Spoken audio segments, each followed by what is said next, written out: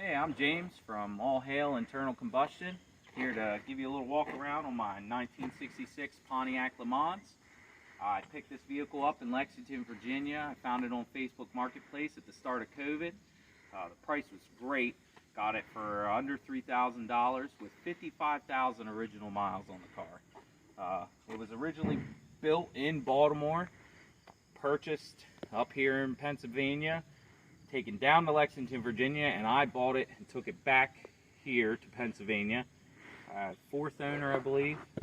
So it's a 326 Powerglide. It has a rally package on it. Nothing crazy, but a nice clean car, not a lot of rust. 15-inch rally wheels on it, Chevy, not original rims to the car. I put 2-inch lift all the way around the car. Nice clean trim rings and hubcaps came with the car. Put a 2-inch lift, tubular A-arms on the front, new springs, front and back, brakes rebuilt, new drums. All the trim is intact. Some rough spots, like here at the bottom fender, just keeping the door. Did a crude repair to keep the door from locking up when you open it. I found all the parts used, swap meets, meeting up with people online. Car came with a fairly clean interior. The floor pans are a little rusty due to a poor windshield and rear windshield install. Caused the windows to leak for a long time and rusted it out. The rally package is basically a set of rims and a clock and extra gauges inside. Now, none of the gauges but the speedometer work, and the clock also caused a little bit of a drain on the battery. It drove me crazy for about 2 weeks till I figured it out. Car didn't have a radio when I got it. Cigarette lighter works, but fairly clean on the inside. Still has all the Le Mans badges. The vinyl's in decent shape, front and back. All the doors open and close.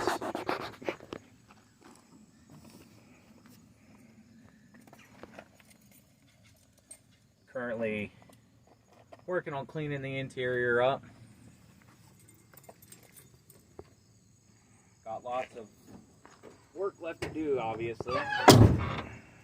As I said, 2-inch lift on the whole car to keep it from dragging the ground. I may drive it a little bit wilder than most people.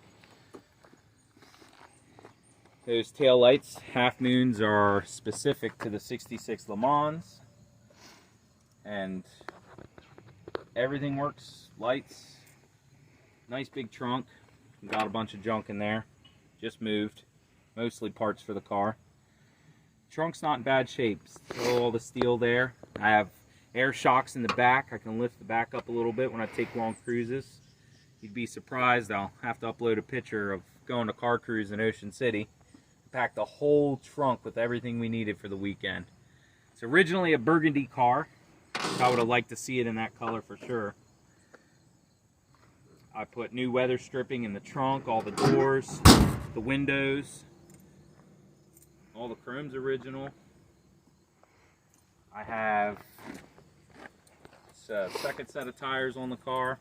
I found these at a used tire mart. I think I paid $135 for all 4 tires. You know, you just have to hunt around for good deals, but you can slowly restore your car off of used parts. There's a decent amount of rust here. This is about the only spot that we have here.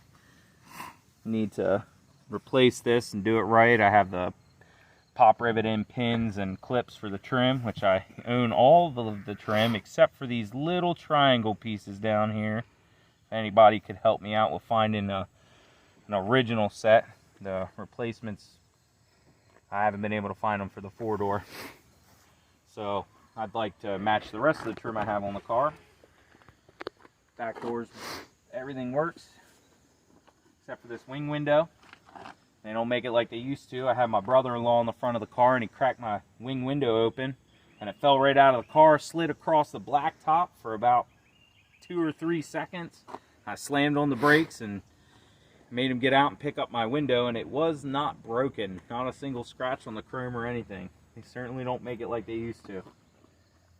You get a closer look at the window, you can see the poor install on the window that someone did before me. I think the front end of the car was apart at one point, and they threw it back together to sell it really quickly. It's a factory 326. Like I said, V8, 55,000 original miles.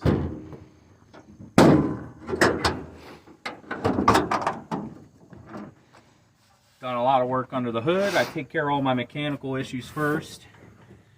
So first I had to get rid of the 2-barrel. It leaked a lot of fuel. As soon as you started it up, started leaking fuel. So I swapped that out. I originally had a Pontiac Firebird steel 4-barrel intake on it. Everything fit just fine. Obviously wanted to ditch the weight of the iron, but it was what I could find in a pinch to get the car running. I love to drive my projects. I've ran an Edelbrock carburetor on it since I got it. I just keep getting a bigger size as I go up. I found that Mallory Unilite distributor at a swap meet for under $100. The guy had no idea what it was for, but I looked the numbers up and quickly found out what it was for. Brand new timing gears from Summit. Guess that's the only thing I didn't do used. I got both diverter plates in the water pump. Keep it nice and cool. It runs about 190 degrees all the time. Brand new water pump. That was leaking when I got it. Also switched it over to an internally regulated alternator. Nobody likes switching out the external regulators. You all know they go bad. Flowtech headers. I wrapped them myself, although the car didn't have the 2-inch lift on it yet, so it scraped a lot of the wrapping off the bottom of the headers, but the headers are still intact. Those are, I want to say, Excel spark plug wires. I got a freshly rebuilt 3-core GTO brass radiator, all new transmission lines, brand new transmission Powerglide pan and filter. It was a little bit harder finding the BOP filter, but I had to take it out and source the part. Custom made overflow tank. And that's pretty much it under the hood. Sway bar, had that off, tubular A-arms. Everything's been rebuilt or gone over in the front suspension. My wiring harness is a little sloppy, but I don't know if I'm done adding things to it yet. So fuel pressure gauge, all that good stuff for the Edelbrock. I've had that tuned out. Keep a tuning kit on the dashboard. What else have I done to this? Pulled the rear diff apart. Made sure none of the gears were messed up in it. It rides great. It doesn't do great off the line. It's 293 rear gears, I believe. Once you're above 40 miles per hour, it can easily get up to 120 miles per hour pretty quickly. I put some new front end lights were the only issues I had. The marker lights, they are actually out of a early 80s Ford. We modded them to fit inside the grill because I wasn't paying $250 for original lights.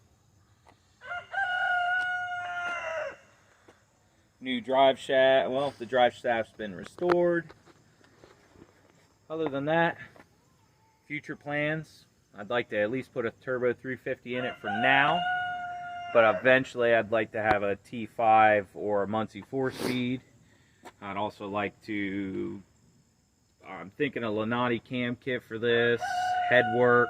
I would like to find the right set of heads to work over for this.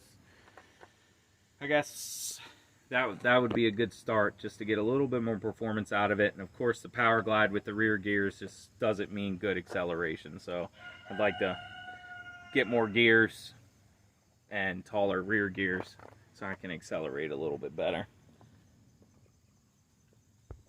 So I'm going to go ahead and start this thing up for you guys. I have Flowtech 2.5-inch headers on this. They were a pain to get in there. Had to dimple one of the tubes to fit around the A-arm. and I'm having leaking issues on the passenger side. I have to pull the header back off and make sure that the flange is straight, which is why I have extra header gaskets sitting there. So I'll go ahead and fire this thing up. I have, like I said, 2.5-inch flow techs right into the collector of the cherry bomb, straight pipes, drops right behind the back tire.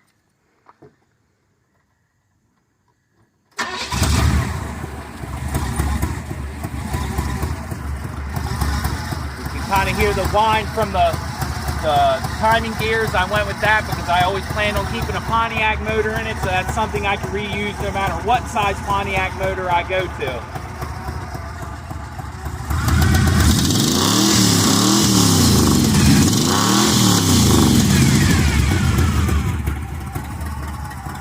I have a pretty bad header leak on the passenger side, but other than that, I think it sounds pretty great.